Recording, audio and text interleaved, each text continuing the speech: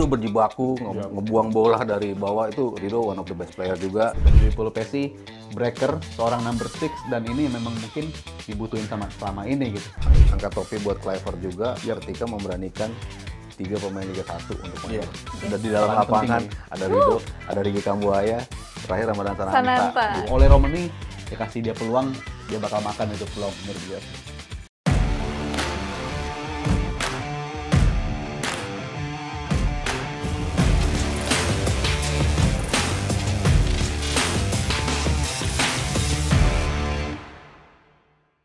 Hai teman nalar, selamat datang di Kita Kak Ngobrol Bola pakai nalar kembali lagi. Ole, ole, ole, ole, ole, ole. Wih, seneng banget. Kita hari ini kita baru dari tempat masing-masing ya. Ada yang dari stadion, ada yang dari Nobar, ada yang dari studio. Yang dari laga Jepang ya? Lama banget, Mas. Lu tadi Jepang? Udah lama. Lama banget kalau itu. Langsung Lo tadi lagi Jepang kan? meluncur. Enggak, Oh, bukan siaran tadi. si partner yang satu Oh, lagi. iya. Oh.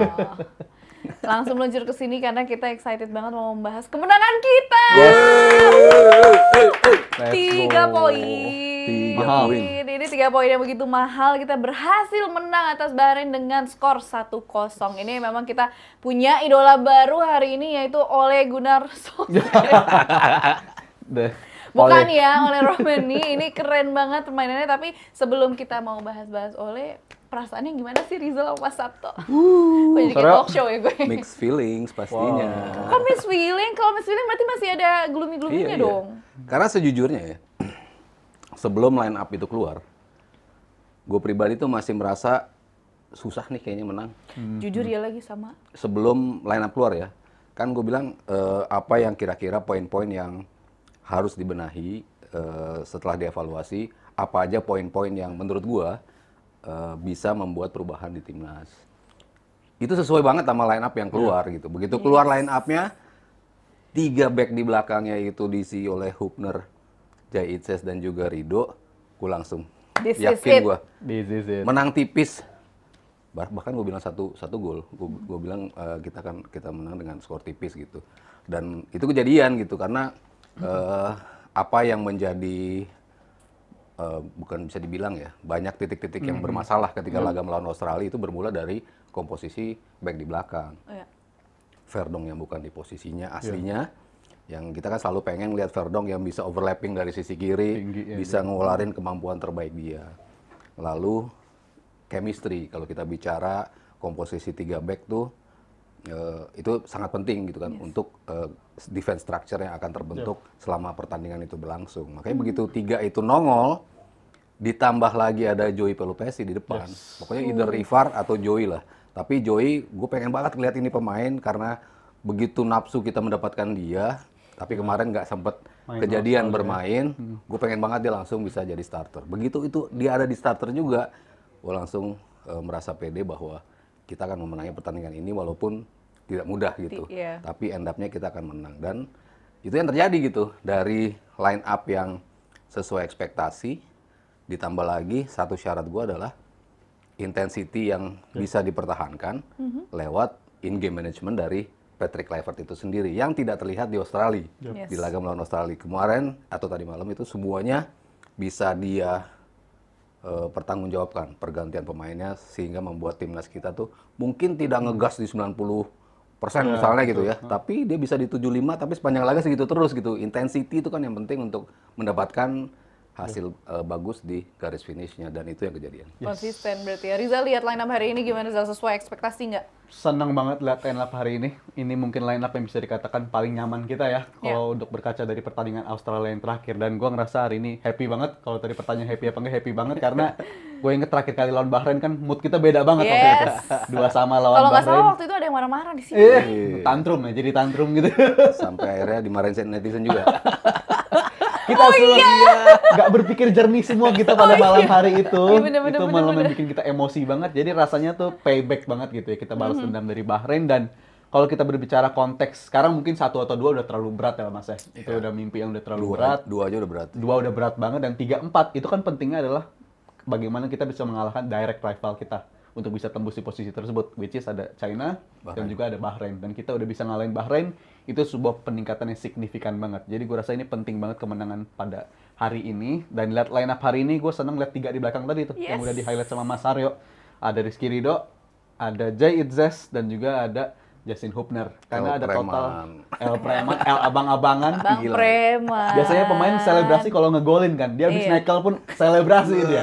Emang Itu yang the kita best. perluin kan. Pumping semangat terus Itu gitu kan. bikin kita semangat, dan faktanya dalam 5 pertandingan terakhir mereka main bareng dari awal, itu cuma lawan Jepang dia kebobolan bertiga itu di belakang. Lawan Jepang pun kebantai ya, kita terima. Which is lah lawan Jepang ya. Lawannya Jepang. Tapi ada 4 match dimulai dari kualifikasi ronde 2 lawan Filipina kita menang 2-0, berlanjut lawan Australia di GBK kita nahan 0-0, habis itu berlanjut juga di Arab Saudi, dan puncaknya tadi lawan Bahrain kita bisa clean sheet lagi dengan 3 di belakang ini. Jadi gua rasa 3 back di belakang rasanya ini adalah 3 yang terbaik, dan line up lain adalah di bagaimana posisi penjaga gawang itu masih dipercayakan kepada Martin Paes. Dan menurut gue untuk posisi kiper bukanlah posisi yang layak untuk dicoba-coba. Iya. Dan gue senang Martin Paes tetap dapat kepercayaan, dan itulah jawabannya tadi. 3 poin dan Paes clean sheet lagi. Selalu pas. Selalu pas. Tapi kalau kita bicara soal 3 back tadi itu ya, Jay Itzes, Rizky Ridho, dan juga Hubner, El Preman, ini kan udah di-highlight banget, dan di episode sebelumnya juga Mas Abdul selalu bilang dan konsisten sama itu ya. Ini bukan berarti Hilgers jelek kan, berarti sebenarnya. Cuman balik lagi ke masalah chemistry itu dong berarti. Betul. Iya, karena kan yang penting adalah chemistry. Chemistry itu mempengaruhi kiper akan nyaman apa enggak ketika di depan lo chemistry-nya nggak berjalan. Lawan Australia, ya kalau gue ngeliat dari gestures kelihatan agak sedikit nggak nyaman gitu kan ke posisi dari Martin Paes gitu.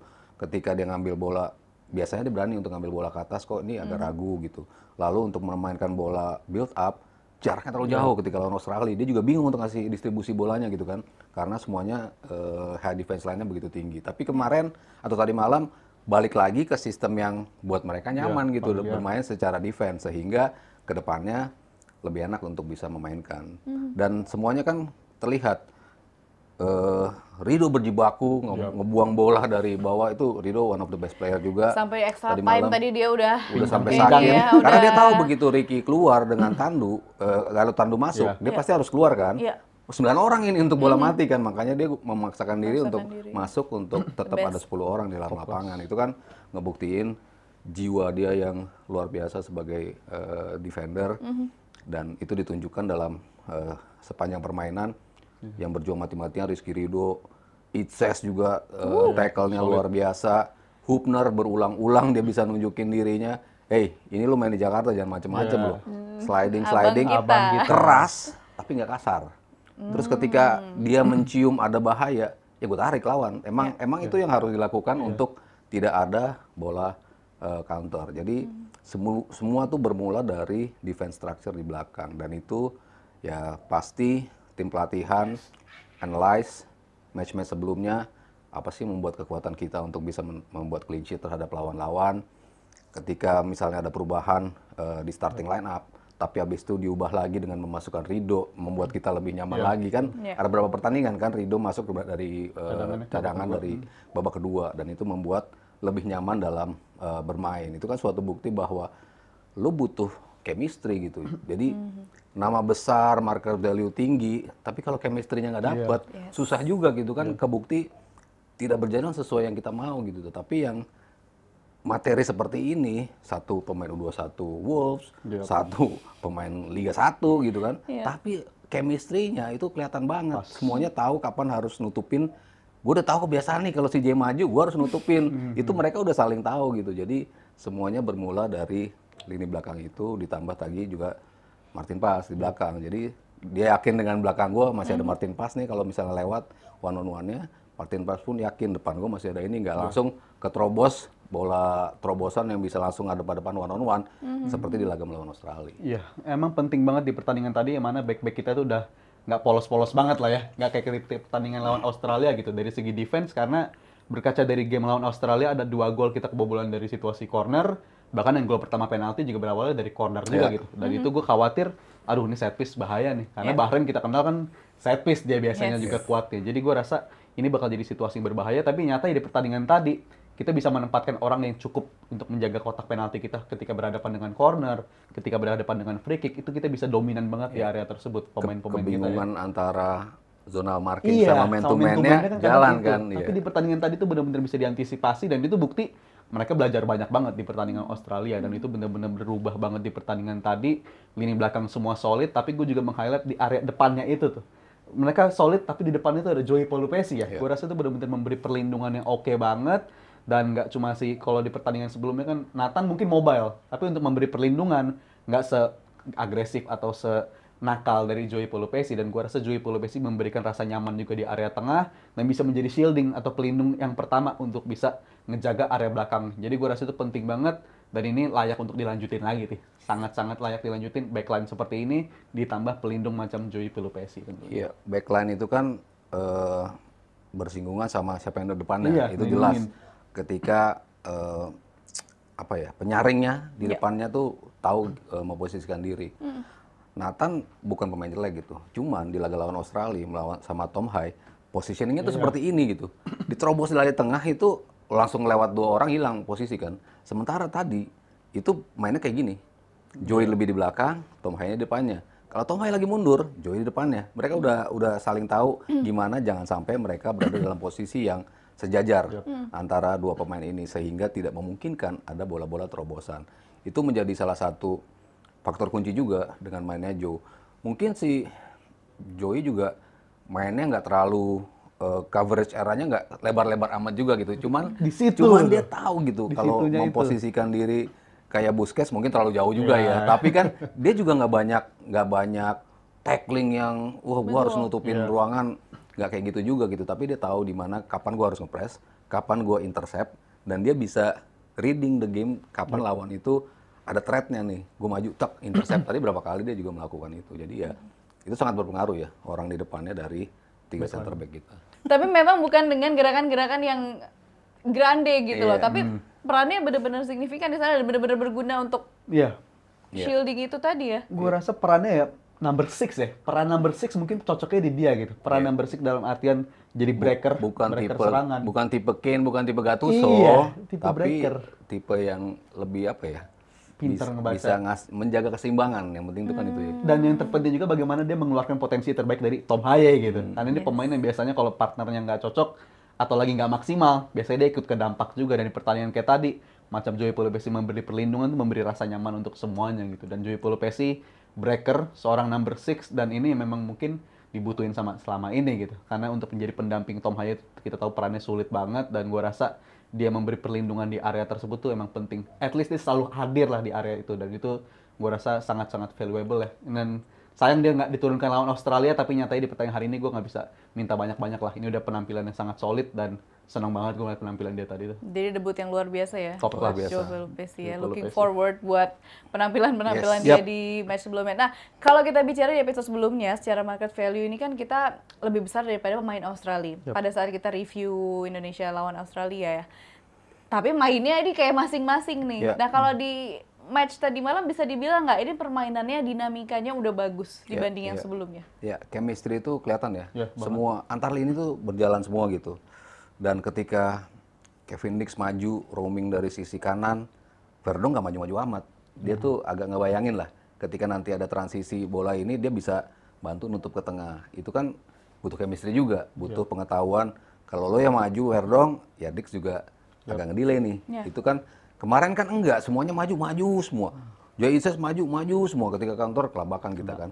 Itu yang ngelihat 11 pemain dengan market value tinggi tidak bermain as a team. Tapi ini semua bermain as a team dan itu yang membuat kita mendapatkan hasil yang positivity. Dan yang penting adalah salah satu poin juga yang gue apungkan gitu ya ketika apa sih yang harus kita lakukan supaya bisa mendapatkan poin positif melawan Bahrain. Intensity itu harus dipertahankan sampai 90 menit. Main bola 15 menit lawan Australia bagus, lo masih punya 15 menit berikutnya sampai 90 kan masih ada 6-15 menit lagi gitu loh. Nah ini kan tadi kelihatan intensitinya tuh bisa bertahan. Bertahannya karena apa? Pergantian, kalau lo kelihatan kaki lo lelah, ya ganti pemain. Dan itu dilakukan oleh Patrick Kluivert. In-game manajemennya tepat. Tom Hai, menit 58, as predicted, mulai kelelahan, kepiting rebus gitu ya, kelihatan lu sudah mulai lelah gitu, jadi ganti. Dia nggak ragu untuk mengganti pemain penting dalam tim in order untuk bisa menjaga intensity itu, ritme itu. Pemain-pemainnya mungkin top notch semua yang diganti ya. Tuh. Lo butuh Tom Hai cabut, lo butuh defense yang lebih rapi, Jenner masuk, Yes. berdua sama Pelupesi. Lalu masuk lagi Kambuaya, masuk lagi di depannya Eliano. Jadi gimana caranya lo bisa membuat game ini tetap intens sepanjang 90 menit dengan rotasi atau perubahan pergantian pemain. Dan itu yang gue bilang, gue pengen banget melihat Patrick Kluivert punya in-game management yang tepat. Yang kita tidak lihat di laga melawan Australia. Yang kita pikirkan, kayaknya harusnya masukin si ini deh, si Joey atau Jenner nih ketika Nathan mainnya di bawah ekspektasi gitu ya. Yes. Tapi masuk 40 menit kedua, kok nggak diganti ya gitu. Nah, itu kan kita mempertanyakan in-game management dia ya. Yes. Yang tidak bisa mengubah jalannya laga gitu. Tapi ya tadi malam, yaitu semuanya pilihannya, pergantiannya, termasuk masukin Ricky Kambuaya, termasuk masukin Eliano, Sananta, yaitu memang sesuai dengan step untuk mempertahankan kemenangan itu. Sesuai dengan kebutuhan saat itu berarti ya, Mas? Ya, kebutuhan benar-benar terjawab banget, dan mungkin ada aspek juga dari pertandingan terakhir tadi, di menit-menit akhir ya, itu ada aspek nakal sebenarnya dari Ramadan Sananta dan juga Kambuaya di ujung, di sudut tuh, pantul-pantulin itu aja. kan kita nggak belajar pas laga lawan Bahrain di sana, ya kan? Itu kan yang selalu kita kritik, kenapa nggak cari aja di sudut gitu, lama-lamain lu menangin pertandingan, dan itu terjadi di pertandingan tadi. Gue rasa para pemain pun juga sangat-sangat berkembang dibandingkan. Dan tadi tambah 3 menit, wajar dong. Iya, wajar. Bahas itu lagi ya. Itu terjadi Tadi ya kan? wajar Karena ada dong, treatment, iya. Betul. ada banyak sesuatu yang bikin pertandingan terhenti. Itu jadi edukasi lagi lah buat kita, jadi mengingat lagi apa yang udah kita laluin di bulan Oktober yang lalu tepatnya. Tapi Ingatan pahit ya. pahit banget. Tapi di pertandingan tadi benar-benar pembelajaran yang positif semua, dan in-game management harus diakui tepat semua. Dan juga biasanya kan nggak cuma lawan Australia, Indonesia tuh punya kecenderungan start pertandingan selalu bagus sebenarnya. Bahkan Iya. ketika lawan Jepang pun kita startnya iya. bagus banget. Di pertandingan Australia di GBK juga kita startnya bagus. Lawan Arab Saudi di away juga startnya bagus. Tapi setelah itu apa gitu? Dan itu di pertandingan tadi benar-benar bisa diperbaiki. Dan gue kan beberapa kali ngeliat Arne Slot tuh kalau di Liverpool bilang dia dominan itu nggak hanya harus dengan nguasain bola, lu juga bisa dominan dengan tanpa bola. Dan gue ngeliat tim kita tadi itu bisa dominan tanpa bola dengan cara ya tadi yang sebutin Mas Aryo, pergantian pemain itu berdasarkan fungsi gitu. Iya. Tom Haya udah mulai kelelahan, tapi kita cari fungsinya yang mirip-mirip dan bisa nambah extra power, extra body di area tengah, dan Ivar Jenner jawabannya. Dan itu benar-benar semua pemain pun kayak begitu. Bahkan Kambuaya perannya juga lebih agak menyayap gitu di pertandingan tadi ya, dan dia bisa menjaga peran itu dengan sangat baik. Gua rasa in-game management yang sangat-sangat luar biasa, dan bukti kepercayaan kepada Ricky Kambuaya juga. Ini pemain yang kalau sama Bang Bes di episode sebelumnya nih selalu direkomendasikan nih sebenarnya. Bagus banget. Harus Tadi dimainin. passing-passingnya Emang gila keren. Dan banget ternyata ya. emang bagus, dan dia ternyata benar ya, Bang Bes pernah merekomendasikan dia karena intensi pertama dia megang bola, dia orangnya berani katanya, Ricky Iya, Kambuaya ini. iya. Dia selalu Karena berani, dribblenya bagus. dia selalu looking forward, mainnya positif, selalu ke depan gitu, dan itu benar-benar kita butuhin. Menjaga bolanya bagus. Di bisa Trivela. begitu, Lawannya nggak Modric. nyangka. Lawannya nggak nyangka itu ya. Temennya Itu juga nggak bener-bener- nyangka tuh udah Temennya gol. juga nggak nyangka, iya namanya. Jadi mungkin positifnya kita punya pergantian pemain yang sangat-sangat luar biasa di pertandingan tadi. Tapi kalau kritikan ya, gue rasa di momen kayak begini kita terlalu kejam juga kalau mengkritik mereka sih ya. Tapi sejujurnya kita bisa menang lebih dari 1-0 sebenarnya sih. Angkat topi buat Kluivert juga ketika memberanikan 3 pemain Liga 1 untuk main. Iya. Ada di dalam Peran penting lapangan, nih. ada Rido, ada Ricky Kambuaya, terakhir Ramadan Sananta, Sananta, gitu kan. yes. Something yang tadi kita pikir kayaknya suram nih masa Iya. depan pemain-pemain Liga 1 ya. Kayaknya bakal semuanya pemain-pemain asing ya, dalam tanda kutip ya. Tapi ternyata enggak, dia berani memasukkan pemain dan semua pemainnya menjawab gitu. Dan terus out yang dimainin bagus ya, Mas. Iya. Oke, kalau kita lihat tadi Marcelino akhirnya kembali ke perannya yang pada saat melawan Arab Saudi ya. Apakah ini Coach Kluivert ini mengembalikan peran dia pada saat melawan Arab Saudi, yaitu free roll, karena kan memang waktu itu works banget ya. Iya. Ya walaupun ujung startnya di kanan ya kalau ditaruh on paper gitu, tapi kan yang kita lihat dari 3 orang ini, Ragnar, Ole dan juga Marcelino itu punya kemampuan untuk Dinamis banget. bermutasi ya posisinya ya. Permutasi posisinya tuh fluid banget gitu di depan. Si Ole bisa tiba-tiba dari kanan, bisa dari kiri, Ragnar pun seperti itu, ya Marcing pun seperti itu gitu. Yang bikin keren sih ketenangan dia ya. Menerima bola first touch yang di Australia kita harus akui mungkin 50% first touch-nya jelek lah pemain ya. Mau Rafael Striker yang dioper kek, mau bahkan Ole sempat kehilangan bola ketika first touch. Marcing juga banyak kehilangan bola ketika first touch. Itu kan yang detail yang penting untuk bermain di level tertinggi gitu. Dan tadi dia menunjukkan ketenangannya gitu ya. Bola berawal dari Joe, ngirim ke Haye, dan dia tahu Haye butuh bola seperti apa untuk nggak pakai gocek lagi, langsung umpan. Dia tahu kirim tas, dang langsung diumpan sama Tom Haye, dan first touch-nya Marceng luar biasa. Dan lihat nengok doang di kiri ada Ole, umpannya juga enak banget ya. Dia memposisikan diri tidak maruk pada saat momen ada peluang gol bagi temennya, dia memberikan kesempatan itu bagi Ole, dan Ole tenang banget ya. Luar biasa Ole. 2 laga 2 gol. Ini pemain yang kita cari selama ini. Ini kalau digadang-gadang ini idola baru, Ole Ole Romani. Peluang selesai. Ini memang penting banget. Tapi kalau soal Marceng, ya kayak dia main lebih bagus ketika justru kita kalau pertandingannya agak reaktif sedikit, dia malah lebih kelihatan ya dibandingkan kita main yang dominan banget. Menguasai bola, malah lebih kelihatan yang main kayak begini nih. Walaupun kita ada aspek dominannya, tapi kita ada beberapa kali juga kita lebih sabar gitu di pertandingan hari ini. Nggak terlalu yang berusaha mengirim orang sebanyak mungkin ke depan, tapi Marceng jadi lebih kelihatan, dan dia awareness dia akan space kosong tuh emang bagus banget sih Marceng ini ya. Dan terlepas dari aspek dia tadi banyak peluang terlempar begitu aja dari dia, tapi gue ngeliatnya emang peluangnya terbuang sia-sia gitu. Tapi at least positioning dia bisa mencium ruang bahaya itu ada di mana gitu. Kan fine margin lah antara lu dapat peluang sebesar itu sama lu menyelesaikan peluang sama miss, fine margin kalau menurut gua. Dan dia udah menemukan posisi yang udah sangat bagus. Ada satu yang dia nerima crossing tapi kena kaki kiri dia jadi out. Itu bayangan gua tuh yang pas dia mau nembak itu kayak lawan Irak kan. Mau tinggal itu bola crossing. Ini gol nih. Dia tuh bisa dapet posisi yang pas. Dia tahu teman itu harus kirim bola kemana, area kosong ada di mana, dan itu dia bisa mencium itu gitu. Dia bisa mencium area posisi yang bisa dimanfaatkan. Tapi ya kadang hal seperti itu terjadi. Tapi ya tetap ini pemain yang sangat-sangat krusial, penting banget untuk kita milikin, dan masih jadi pemain yang bisa dikatakan salah satu yang paling kreatif juga sih di timnas kita ini. Marceng ini top class. Pertanyaan selanjutnya, ini misalnya ke depannya Bahrain sapu bersih, terus Indonesia menang pada saat lawan China nih. Indonesia kan sekarang, to start with, Indonesia sekarang berada di posisi keempat. Bahrain berada di posisi 5. Tapi kan Bahrain cuma 6 poin, Indonesia 9 poin nih sekarang. Kalau Bahrain sapu bersih, terus Indonesia menang lawan China nanti, berarti kan sama-sama 12 poinnya. Nanti selisihnya dilihat dari apa? Dari selisih gol atau? Selisih gol dulu ya. Selisih gol dulu ya. Selisih gol. Dari overallnya selisih gol. Di antara dua tim, selisih gol juga gitu. Baru nanti jumlah gol memasukkannya gitu.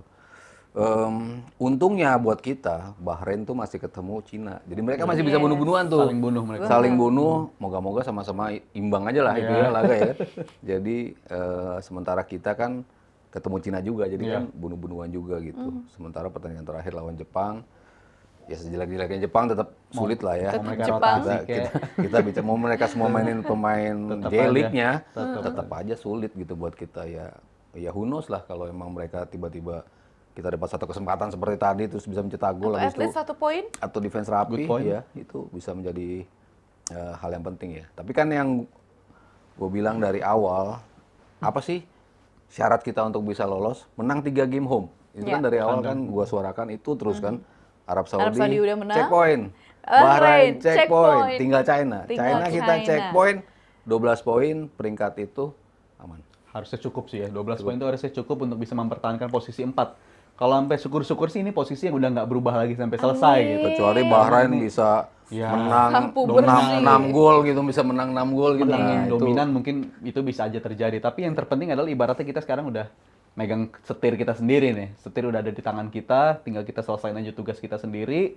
Dan emang in order untuk lolos di fase selanjutnya ya lu harus menang gitu.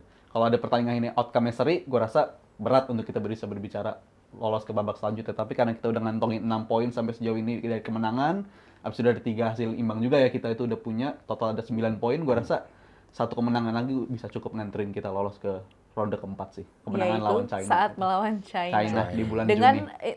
Dengan apa game manajemen yang kayak sekarang, Mas Sabto, dengan permainan kayak sekarang, line up yang kayak sekarang, nggak ada yang dapat kartu merah juga kan ya? Alhamdulillah. Alhamdulillah, berarti semua bisa main harusnya. Kalau nggak ada yang cedera juga, optimis nggak bisa menang lawan Cina nanti dengan permainan sekarang? Ya. Harusnya bisa optimis ya, tapi jangan optimis yang berlebihan. Seperti halnya ketika kita jangan terlalu pede. Lawan China pertama. Kita bertandang ke Bahrain dan juga ke China. Di otak kita kan pasti 6 poin. 6 poin. Bahrain lagi shaky, Cina habis dibantai 3 pertandingan. Ntar dulu, belum tentu loh kita, ini bukan automatic win loh. Kita, you have to earn the win. As kita menang tadi, kita memang earn untuk mendapatkan 3 poin. Ya lawan China harus seperti itu. Mereka di kandang sendiri, tampil defensif. Cuman ngincer counter dan itu mereka betul-betul outsmart strategi dari kita gitu. Mereka bisa tahu kita punya kelemahan ketika megang bola, kita dibiarkan megang bola, mereka counter, mereka punya pemain cepat. Dan individual error kita juga mempengaruhi juga sih pada saat itu, bola hampir out, tapi bingung, akhirnya diambil, direbut, jadi gol, jarak antar pemain jauh, dikasih bola terobosan, dan itu terjadi gol juga. Jadi kayaknya China akan melakukan pendekatan seperti itu lagi gitu. Jadi ya kita jangan sampai kasihkan nyerang juga, lalu ada counter, harus main kayak tadi betul-betul balance gitu, bertanggung jawab dalam posisi masing-masing gitu. Ketika kita nyerang, lu jangan terlalu overreact juga dalam menyerang gitu. Lu harus tahu balance-nya seperti apa yang kayak saya bilang. Dix naik, Verdong, nahan dulu di sini. Verdong naik, Dix ini untuk membantu nanti kali-kali ada bola datang lewat tengah. Jadi kedisiplinan, kalau bisa main kayak tadi, kita ngambil gol duluan, babak keduanya kita bisa defense to counter jadi gantian, karena kan Cina akan mencoba merespons untuk mengambil lebih keluar gitu. Secara mereka akan tampil terbuka, kesempatan kita untuk punya defense counter. Kita tadi dapat, Marceng dapat peluang, banyak. Si Eliano dapat peluang itu kan dari defense counter juga. Jadi ya main kayak tadi, start oke, dengan bertanggung jawab pastinya. Harapan kita bisa mencetak gol duluan dan membiarkan Cina untuk ngotot untuk bisa menyamakan skor dan membalikan skor misalnya. Nah kita tinggal defense to counter. Kalau itu yang bisa terjadi, yakin sih menang. Yakin. Di GBK tuh pertandingan dan komposisi kayak tadi emang udah balance. Gua rasa layak untuk dilanjutkan, dan lagi-lagi sebagus-bagusnya Joey Pelupesi tadi kita baru ngeliat dia sekali doang gitu. Jadi kita layak untuk melihat dia selanjutnya. Oleh Romani bisa boleh main berarti Marceng ya. Marceng akumulasi ini kan kartu kuning tadi ya, match kan, dan itu nggak salah laku, dan itu mungkin ya harus bisa segera ditemukan solusinya lah. Tapi gue rasa di pertandingan lawan China, aspek GBK itu juga menurut gue penting banget sih. Penutupan di GBK di ronde 3 ini, kita lihat tadi dukungan supporter semasif itu di timnas Indonesia, benar-benar jadi orang ke-12. Dan gue rasa di bulan Juni mereka bisa nganterin kita dapetin 3 poin lagi. Dan itu harusnya bisa dilakuin, karena gue benar-benar suka banget lihat komposisi tadi. Dan oleh Romani ya kasih dia peluang, dia bakal makan itu peluang menurut gue sih. Semoga sampai lagi. Oleh. Pastinya kita tunggu ya laga melawan China juga Jepang nanti. Tapi ingat ya, kalau kata Mas Sabto, jangan terlalu takabur gitu. Takabur, ya. Jangan karena kita udah menang sekali, alhamdulillah banget, bagus banget. Tapi di laga selanjutnya jangan meremehkan kali ya Mas Sabto. Tetap harus earn to win, karena ini bukan automatic win. Gimana teman Nalar, menurut kalian match melawan Bahrain di kandang kita sendiri di Gelora Bung Karno? Kalian boleh tulis kolom komentar. Jangan lupa juga untuk like, share, dan subscribe YouTube channel Nalar Sport TV. Saya Noella, Mas Sabto Haryo, dan juga Rizal pamit undur diri. Sampai jumpa di episode berikutnya. Bye!